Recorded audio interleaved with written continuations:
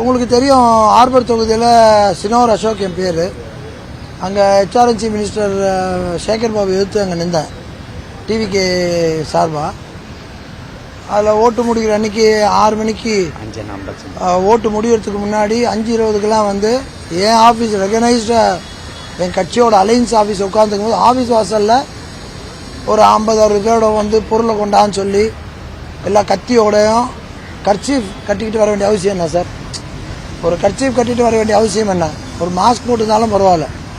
அப்போ வந்து ஒரு முடிவோடு வந்திருக்காங்க. வந்து போயிட்டு என்னை வயிற்றுல வந்து இந்த 2 செல்ஃபோன் வச்சுருந்தாரு. ஒரு வயிற்றுல குத்தி உன்னை போட்டுருவேன்னு சொன்னார். போட்டுருவேன்னு சொல்லி 2 மணி நேரம் சொன்னார். அதுக்கப்புறம் பார்த்தா நேற்று நைட்டு எங்கள் டீ ஏரியாவில் சந்தேகப்படுற அளவுக்கு எங்கள் ஏரியாவில் ஒரு 4 ஆட்டோவில் வந்துட்டு போயிட்டுருக்காங்க. அதெல்லாம் பண்ணிட்டுருக்காங்க. இப்போ 4ஆம் தேதி எங்களுக்கு எலெக்ஷன் கவுண்டிங்கு குயின் மேரிஸ் காலேஜில். அதனால் இது வந்து நான் நார்மல் ப்ரெஸ் மீட்டாக மொத்தம் தயவுசெய்து எடுத்துக்காதீங்க. உங்கள் பிரதர்ஸாக நான் சொல்கிறேன். வயசில் பெரிய வந்தால் அண்ணன், வயசில் சின்ன வந்தால் தம்பியாக நான் சொல்கிறேன். இப்போ சொசைட்டியை மாற்ற வேண்டிய டைம் இது. இது ப்ரெஸ்ஸு, நீங்கள் சம்பளம் இதெல்லாம் தான் மறந்து நியாயத்தின் பின்னாடி தயவுசெய்து நில்லுங்க. நான் பாட்டு என் கேன்வஸ் தான் பண்ணிகிட்ருக்கேன். நான் ரோட்டில் போகும்போது இஷ்யூ வந்துருந்தால் பரவாயில்ல. என்னோட ஆஃபீஸை வந்து கூப்பிட்டு மெட்டானா அந்தளவுக்கு பீகார் ஆகலை நம்ம நாடுன்னு நினைக்கிறேன். எனக்கு 60 வயசு ஆயிடுச்சு.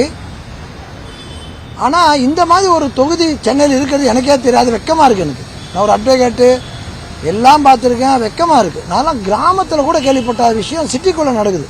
ஒரு அடிமைத்தனம் நிறைய விஷயம். ஒரு பொண்ணை போய் ஏதோ ஓட்டு போடல சப்போர்ட் பண்ண டிவி கேட்குன்ட்டு டேய் இதை புடுறா, இதை இந்த ஜாக்கெட்டை பிடிச்சி விடான்னு இது சொல்கிறேன்.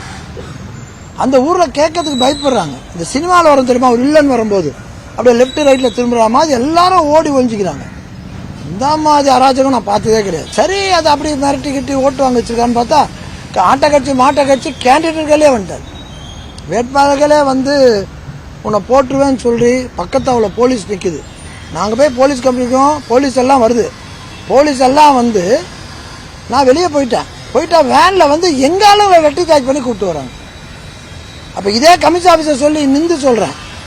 போலீஸில் நல்லவங்க இருக்காங்க. நானும் எங்கள் தாத்தா எங்கள் மாமா எல்லாருமே டிபார்ட்மெண்ட் தான். நான் போலீஸை என்றைக்கும் மதிக்கிறேன். ஆனால் தப்பான போலீஸ்க்கு நான் என்றைக்குமே உடனே போக மாட்டேன். உங்களுக்கு தெரியும், நல்லவங்களுக்கு தான் மரியாதை. அதில் வந்து பார்த்தா அங்கேருந்த போலீஸ் ஆல்மோஸ்ட் ஒரு 50 கான்ஸ்டபிள் லெவலில் எஸ்ஐ லெவலுக்கு விட்டுருங்க. அவங்களாம் பாவம், மேலே எடுத்து சொல்கிறத அவங்க செஞ்சாகணும். ஒரு IPS ஆஃபீஸர் செய்கிறாருங்க தப்பு. ஒரு அசிஸ்டன்ட் கமிஷனர் செய்கிறார் தப்பு. என்ன அராஜகம்!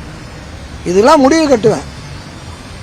என்னுடைய உயிர் வாசல் எது போனாலும் கவலைப்பட மாட்டேன். இது முடிவு கட்டாமல்